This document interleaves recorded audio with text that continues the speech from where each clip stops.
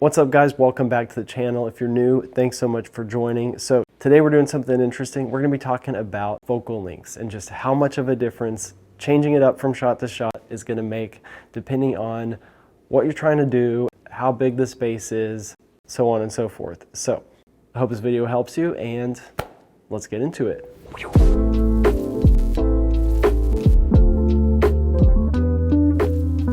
So for this comparison, we're going to be shooting with, of course, the 16 to 35 millimeter lens, the 50 millimeter, probably my favorite, and I think I'm going to be able to throw in a few 100 millimeter shots just to show the kind of extreme differences. And for the most part, we're going to be shooting with this lens, the 16 to 35 millimeter, at 16, at 24, and at 35, because those are kind of some of the industry standards, and that's what the majority of people are going to be shooting on. So leave a comment down below, what's your favorite focal length to shoot with, and as you watch this video, let me know what you think about the different shots. First off, let's talk about the 16 millimeter, the most popular lens for shooting interiors. And for me, I think it's a bit overkill, honestly, for most things, unless you're shooting some tiny apartment or boat or a car maybe. Just the distortion you get from being so close to things, I think just doesn't look that great. But for different industries, especially real estate, it makes a lot of sense. You gotta show everything in as few shots as possible, so that's fine.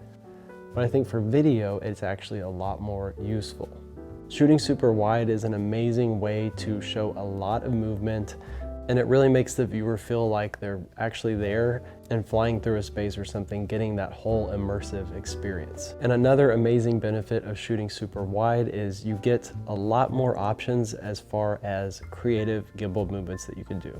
So you can fly the gimbal around things, you can fly the gimbal through things, you can do rotations and add all sorts of little special touches to it that come off as a lot more distracting on the tighter focal lengths. 16 millimeters is also amazing for vlogging. Even though it distorts your face, it really gives the viewer that feeling like they're right there, because the camera literally is like right there, right by your face. The next focal length is 24. So 24 is definitely one of my favorites for interior photography. There's a reason why the 24 millimeter tilt shift lens is kind of the industry standard for shooting architecture. It's still really wide, but it's just tight enough to where you're not really getting that much distortion. Your lines are all gonna look accurate. It looks a little bit different than real life, so I think it just gives it that little bit of a different feeling to where it looks great. 24 is also really great for gimbal movements just because of the same reasons as earlier. If you're not doing a big movement, I think the image comes out looking a little bit nicer shooting with 24 instead of 16 on everything. So I definitely shoot at 24 as much as possible. The only caveat is you do have to scoot back a bit more to get a similar composition. All right, next up with the same lens is 35, which is probably one of the most popular focal lengths to choose for portraits and for cinematography. Most shots in movies are not going much wider than 35 millimeters because it's just a great focal length. If I could just take one prime lens around to walk around and get travel photos, I would definitely take a 35. If you're doing a home tour or shooting portraits, this is a great wide focal length because you can still zoom in enough to get those kind of detail shots and start getting some subject separation, but it's not too tight to where you're completely just isolating one thing. So a lot of times you want to show a more environmental portrait, or you want to show a detail and show some context of where that detail is. So I think 35 is a really great option for a lot of stuff. And as you'll see with the 35 millimeter shots, they start to look a lot different than real estate photography. They start to feel a lot more intentional, a lot more focused. And one reason it starts to look more cinematic is because by default, you have to scoot back far enough away from your subject to get a wide shot. So you're gonna start introducing foreground elements in between you and the subject. You just add a whole nother level of movement and context into your photos or videos. And now I wanted to take a moment to thank today's video sponsor, which is Cuts Clothing.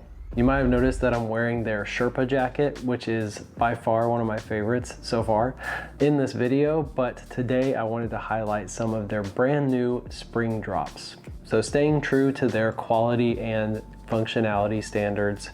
The new infinity blue colorway is just beautiful. And I'm pretty sure this color is gonna look good on anybody.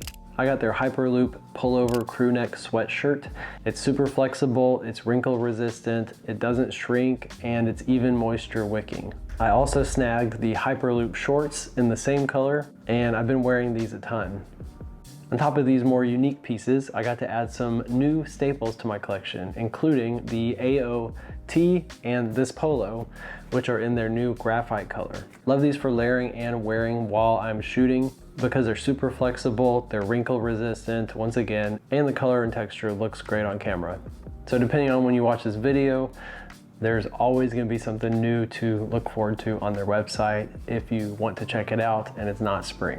So if you're looking to elevate your staples from here to here, make sure to check out Cuts Clothing and use my link down below the video or my code to get 15% off anything from Cuts. So big thanks to Cuts for sponsoring this video. Now on to my all-time favorite lens. All right, next up is the 50mm lens. So even though my autofocus is broken on this lens, it's definitely still like my all-time favorite lens for portraits, for anything lifestyle, for all sorts of stuff. The photos that you get out of a 50mm lens are just like a little bit magical. 50mm is when you really get to start separating your subject from the background, really start isolating stuff. So I love using it for portraits. I love using it for details, for interiors of unique elements, for videos. I use it for my detail shots. And if you get a prime, it's also really great for low light performance. 50 can do just about any type of photography, and people really like how they look with that perspective too.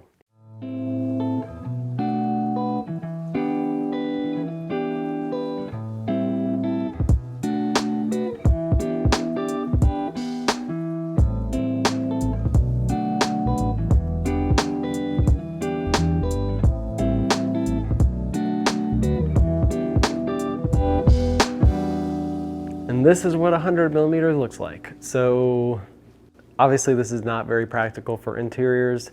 I love using this for headshots though. 100mm and 85mm are really, really great. It works really well for product photography because you have like zero distortion and you're able to get those really, really sharp close-up details because it's a macro lens. For interior stuff, the main thing I actually use this for is like logos of brand name appliances and really, really close-up textures for interior designers and stuff like that. So definitely don't need 100mm for this kind of stuff, but it's a fun lens. I'm filming with a Super 35 sensor, so it is definitely gonna be a lot tighter than 100mm. So it's like one something, I don't know. I'll put it on the screen. But as you see, it's taken me forever to walk over to the camera. There we are. All right, so I switched back to my 18 to 35, which is really like 24 to 50-ish on a crop sensor camera. But as you see, focal lengths can make a huge difference on how the image feels. So I highly recommend you try this stuff out yourself. I really, really think that zoom lenses are gonna be the best bang for your buck as far as versatility and getting you into different types of photography and figuring out what works for you, and then maybe go get a prime lens if you need something for specialty shots. But anyways, I hope this video was helpful for you. All the lenses and focal lengths have their own pros and cons, so definitely try this stuff out before you buy anything. And other than that, I don't know why there's a swing right here, but it's kind of cool. If you're new, thanks so much for joining. If you're old, thanks so much for your continued support. And as always, look forward to seeing y'all in the next one. Peace. Woo.